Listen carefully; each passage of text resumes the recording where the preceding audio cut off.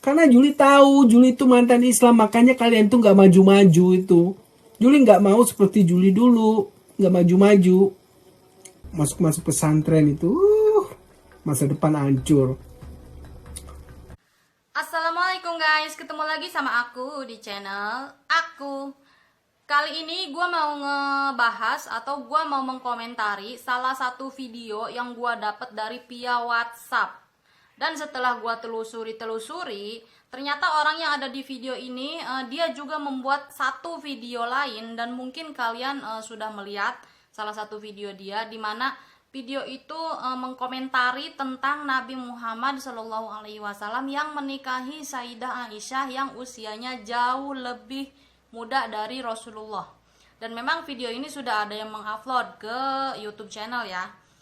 Kemudian setelah gua telusuri tentang orang ini, ternyata dia ini punya YouTube channel juga. Dia juga punya ada akun Instagramnya. Dan di video ini, menurut gue isi dari video ini, kata-kata yang dia keluarkan itu sangat-sangat menyinggung sekali. Nah, gue membuat tanggapan kepada video ini karena kata-katanya menurut gue ini nyinggung banget gitu ya. Tapi coba deh, gimana menurut tanggapan kalian? Dan setelah gue lihat-lihat di sosial media yang dia punya, ternyata dia ini nggak tinggal di Indonesia. Jadi dia sudah tinggal di luar negeri. Dan ini adalah salah satu video yang dia buat yang membahas tentang Nabi Muhammad SAW yang menikahi Sayyidah Aisyah yang usianya lebih muda. Dan ini ada tanggapan langsung dari Ustadz Adi Hidayat. Itu kenapa kenapa Allah memberikan bocah menikmati pria? karena Allahnya ya Muhammad, itu hanya cerita Muhammad aja. Masa anak-anak dikawin?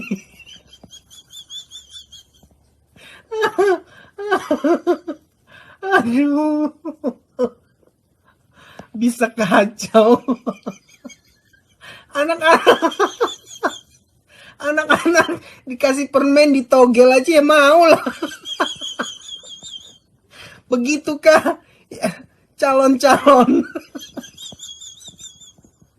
Nanti yang penting, kalau kayaknya mereka mah yang penting bisa pakai jilbab udah deh.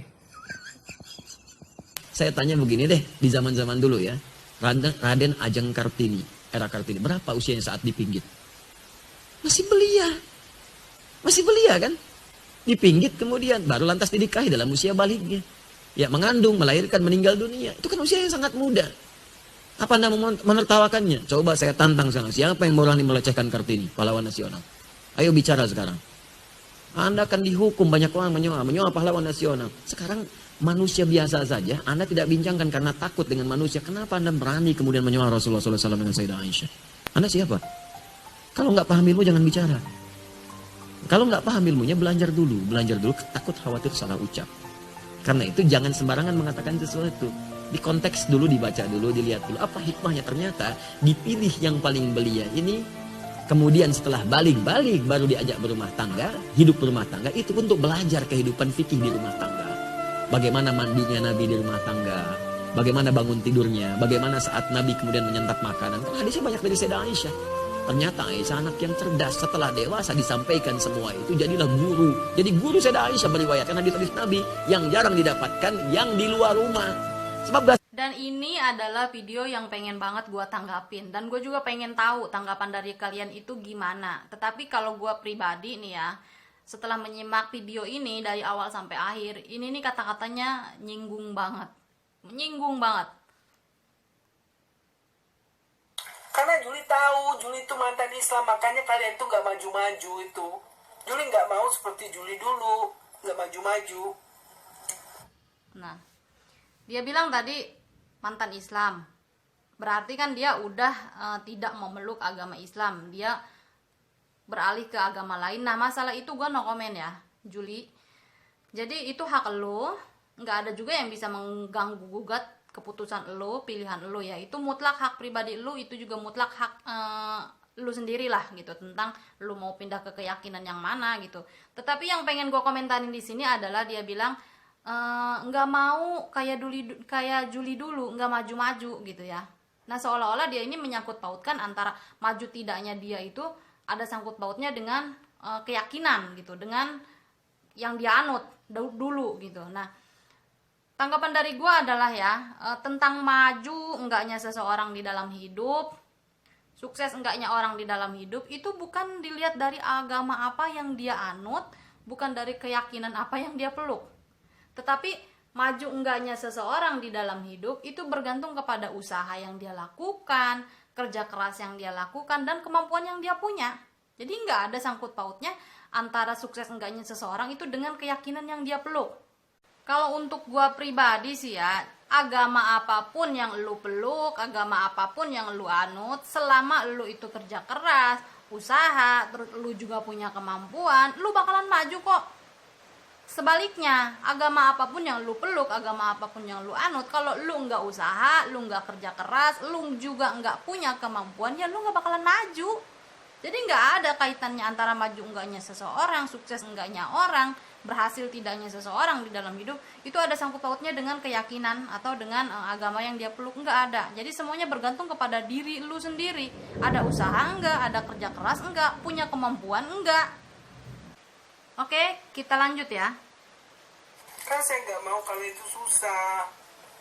Kasihan orang tua, apa-apa. Dia bilang, saya tuh nggak mau kalian tuh susah, kasihan orang tua, papa.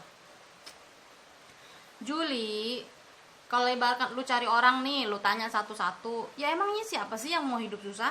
Nggak ada juga. Lagian mereka juga kalau ibaratkan ditanya, ada nggak yang mau hidup susah? Pasti semuanya ngejawab, nggak ada yang mau hidup susah. Gue juga nggak mau hidup susah. Siapa juga sih orang yang mau hidup susah?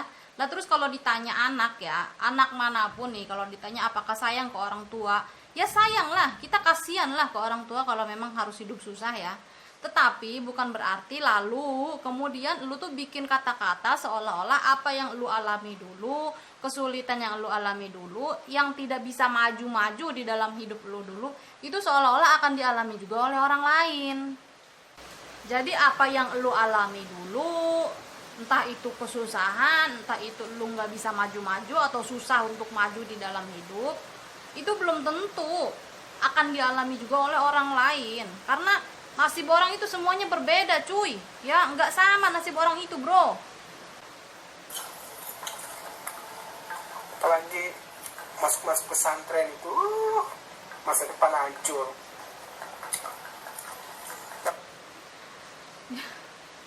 Dia bilang kalau masuk pesantren itu masa depan itu hancur.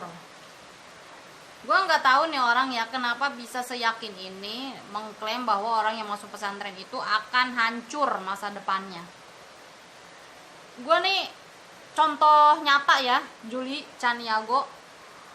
Gue punya masa depan gue kagak hancur loh. Ini gue lulusan pesantren loh ya.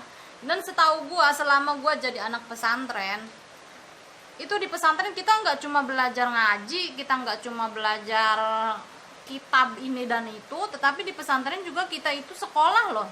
Jadi ada sekolah umum. Kalau zaman sekarang mungkin dibilangnya itu pondok pesantren modern. Nah, gue di situ. Jadi di sana kita bukan cuma mendalami agama, di sana yang kita bahas, yang kita pelajari bukan hanya jalur agama, tetapi di sana juga kita sekolah jalur umum. Justru kalau menurut gue orang-orang yang masuk pesantren itu bukannya malah hancur masa depannya, tetapi kita nih punya nilai plus lah gitu. Jadi ada balance antara kita ke agama sama ke umum. Jadi kita nih punya paket komplit sebenarnya. Jadi bukan hanya kita punya pegangan agama yang kuat, kita tahu agama lebih dalam, tetapi kita juga punya umum. Kita tahu pengetahuan umum. Karena di pesantren kita nggak cuma belajar agama, di sana juga kita tuh sekolah, cuy. Sekolah. Sama aja, di sana kita juga belajar matematik, fisika, kimia, semua ada kok. Jadi kalau dibilang hancur nih, kata si Juli ini, hancur sebelah mananya? Nggak ada yang hancur tuh, nyatanya gue punya masa depan. Oke, kita lanjut lagi. 80% masuk generasi muda Indonesia karena banyak Islam masuk pesantren, semuanya nanti paling suka ini ngebunuhin orang. Nah, ini nih menurut gua kata-katanya yang parah banget nih. Dia seyakin itu ya, mengatakan 80% pemuda Indonesia karena banyak Islam yang masuk pesantren jadi pada suka ngebunuhin orang, kata dia. Ini orang nih bilang kayak gini nih, menurut gue berani banget nih ngomong kayak gini. Udah bawa-bawa nama negara, udah bawa-bawa nama agama, kemudian bawa-bawa pesantren lagi. Memangnya gue jadi pengen tahu nih orang nih, entah apakah dia punya data gitu ya, punya rekam jejak gitu yang untuk mendukung kata-kata dia ini. Buktilah, bukti nyata ataukah data tertulis, apakah rekam jejak digitalnya ada gitu, sampai dia nih berani banget ngemeng kayak gini nih.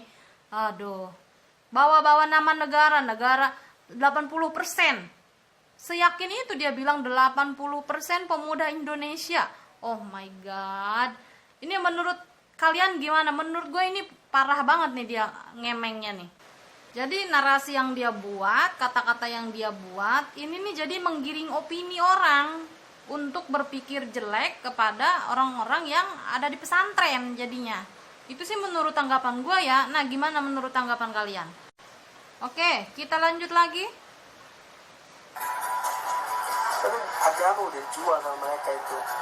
Apa-apa agama, apa padahal itu mereka sendiri yang membuat itu, bukan kita. Dia bilang agama sudah dijual sama mereka. Yang dia maksud mereka ini siapa ya?